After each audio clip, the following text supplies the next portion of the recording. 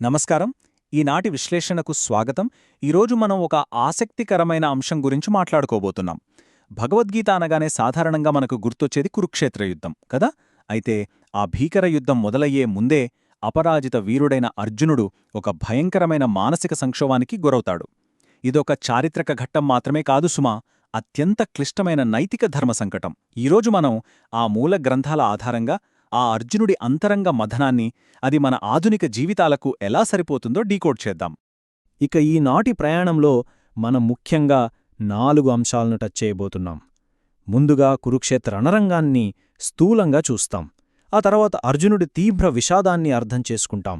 అటుపై ఈ ప్రాచీన సంఘటనను ఆధునిక సైకాలజీ ఎలా విశ్లేషిస్తుందో చూసి, చివరగా మనలో జరిగే అంతరంగ పోరాటం గురించి మాట్లాడుకుందాం. సరే, ఇక ఏమాత్రం ఆలస్యం చెయ్యకుండా మొదటి అంశంలోనికి వెళ్ళిపోదాం. కురుక్షేత్ర రణరంగం. ఆ బృహత్తర దృశ్యాన్ని ఒకసారి ఊహించుకుందాం.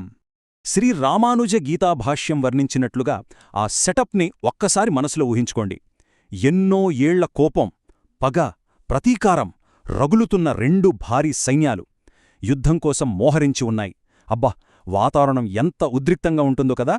సరిగ్గా ఆ సమయంలో శ్రీకృష్ణుడు, అర్జునుడు తమ దివ్యమైన రథంపై ఆసీనులై ఉన్నారు. శంఖాలు, భేరీలు, బాకాలు ఒక్కసారిగా మోగాయి. ఆ శబ్దాలకు ఆకాశం, భూమి దద్దరిల్లిపోతున్నాయి. ఇలాంటి హై ఎనర్జీ వాతావరణంలో సాటిలేని విలుకాడు అర్జునుడు తన రథాన్ని తీసుకువెళ్లి సరిగ్గా ఆ 2 సైన్యాల మధ్యలో నిలబమంటాడు. అక్కడే ఆ మహాకోలాహలం మధ్యలోనే ఒక నిశ్శబ్దమైన పోరాటం మొదలవుతుంది. ఇక్కడే మనం 2వ అంశంలోకి అడుగుపెడుతున్నాం. అదే అర్జునుడి తీవ్ర విషాదం. ఆ బృహత్తర యుద్ధభూమి నుండి నేరుగా ఒక యోధుడి మనసులోకి, అతని అంతరంగంలోకి వెళ్ళి చూద్దాం. ఇక్కడ మనం గమనించాల్సిన ఒక చాలా ఆసక్తికరమైన విషయమేంటంటే, ఆ సమయంలో అర్జునుడిలో వచ్చిన శారీరక, మానసిక మార్పులు. మూలగ్రంథం ఏం చెబుతోందంటే, ముందుగా అతను తన ఎదురుగా ఉన్న తన తండ్రులను, తాతలను, గురువులను చూస్తాడు. అంతే, ఒక్కసారిగా అతని శరీరంలో వణుకు పుడుతుంది. చర్మం కాలిపోతున్నట్లు అనిపిస్తుంది. మనసంతా గందరగోళం, ఎటుచూసినా అపశకునాలే. చివరికి ఆ మహావీరుడు తన ప్రాణప్రదమైన గాండివాన్ని చేజార్చుకుంటాడు. ఆలోచించండి, ఇది కేవలం భయంతో జరిగిన పనేనా? ఖచ్చితంగా కాదు. తన సొంత వాళ్లపై ఆయుధం ఎత్తాలనే ఆ ఒక్క ఆలోచన అతన్ని మానసికంగా పూర్తిగా స్తంభింపజేసింది.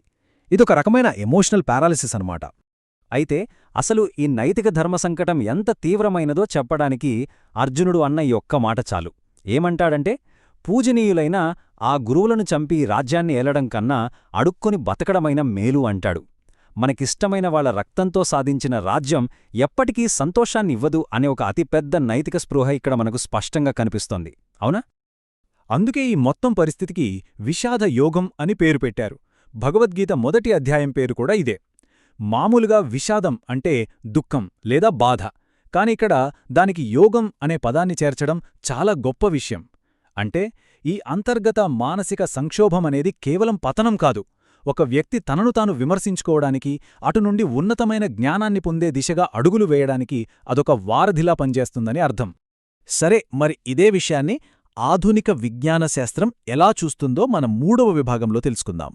అదే మోడర్న్ సైకలాజికల్ క్రైసిస్.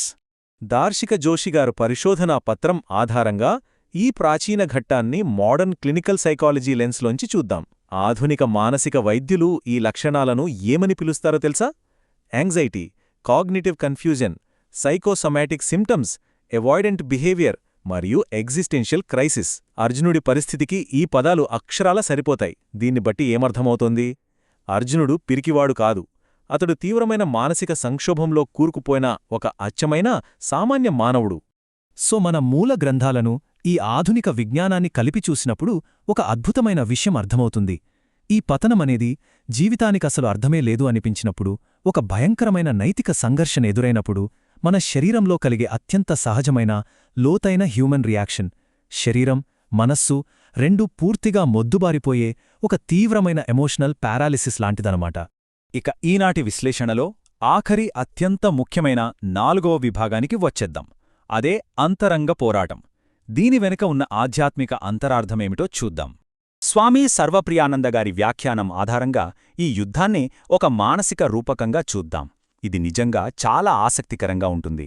శత్రుపక్షంలో ఉన్న నాయకులు మనలోని అంతర్గత లోపాలకు ఎలా ప్రతీకలుగా నిలుస్తారో చూడండి.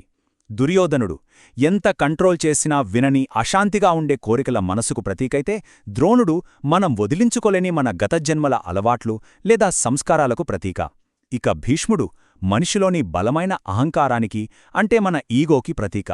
నిజంగా మనం జయించాల్సిన అసలు శత్రువులు వీరే కదా. ఈ ఇంటర్ప్రిటేషన్ మనకు ఒక కఠోరమైన నిజాన్ని కళ్ళకు కడుతోంది. సాధారణంగా మనమేం చేస్తాం? ఇతరులలో ఉన్న చెడు లక్షణాలను, వాళ్ల తప్పులను వేలెత్తి చూపించడానికి, వారిమీద ఎటాక్ చేయడానికి విపరీతమైన ఉత్సాహం చూపిస్తాం, అవునా? కానీ తీరా మనలో ఉన్న బలహీనతలను, మన సొంత లోపాలను సరిదిద్దుకునే సమయం వచ్చేసరికి మాత్రం తెగ వెనుకడుగు వేస్తాం. ఎక్కడలేని సంకోచం వచ్చేస్తుంది. అసలైన ధర్మసంకటమంటే ఇదే. దీని గురించి స్వామి సర్వప్రియానందగారు ఒక అద్భుతమైన మాట చెప్పారు. అది వింటే మీకే ఆశ్చర్యం వేస్తుంది. చిన్నప్పట్నుండి మనం మన అహంకారంతో, మన సొంత అలవాట్లతో కలిసే పెరుగుతున్నాం గదా. వాటితో మనకు విడదీయరాని బంధం ఏర్పడిపోయింది. అందుకే ఆ చెడు అలవాట్లను వదులుకోవాలని ప్రయత్నించిన ప్రతిసారీ మనకు మనమే ఏవో సాకులు వెతుక్కుంటూ ఉంటాం. వావ్, ఎంత నిజంగదా! మన సొంత బలహీనతలపై యుద్ధం చేయడం ఎందుకంత కష్టమో ఈ మాటలు స్పష్టంగా చెబుతున్నాయి. మనకి ప్రాణప్రదమైన బంధువుల మీద మనం ఎలాగైతే పోరాడలేమో, మనలో భాగమైపోయిన మన సొంత అలవాట్ల మీద పోరాడటం కూడా అంతే కష్టం. ఇక ముగింపుగా మీ అందరిలో ఒక చిన్న ఆలోచన రేకెత్తించే ప్రశ్నతో ఈ విశ్లేషణను ముగిస్తాను. ప్రాచీన కాలం నుండి నేటి ఆధునిక జీవితం వరకు మన సొంత అహంకారం మీద, మన దీర్ఘకాలిక అలవాట్ల మీద యుద్ధం చేయడం మనకు ఎందుకంత కష్టంగా మారుతోంది? ఒక్కసారి ఆలోచించండి. బహుశా కురుక్షేత్రమనేది బయట ఎక్కడో చరిత్రలో మిగిలిపోలేదు. అది ప్రతిరోజూ మన అంతరంగంలోనే జరుగుతుందేమో. మనలో దాగున్న ఆ అంతర్గత శత్రువులను గుర్తించడానికి ఈనాటి మన ప్రయాణం ఎంతో కొంత సహాయపడుతుందని ఆశిద్దాం. ఈ లోతైన అంశంపై తప్పకుండా మళ్ళీ ఆలోచించండి.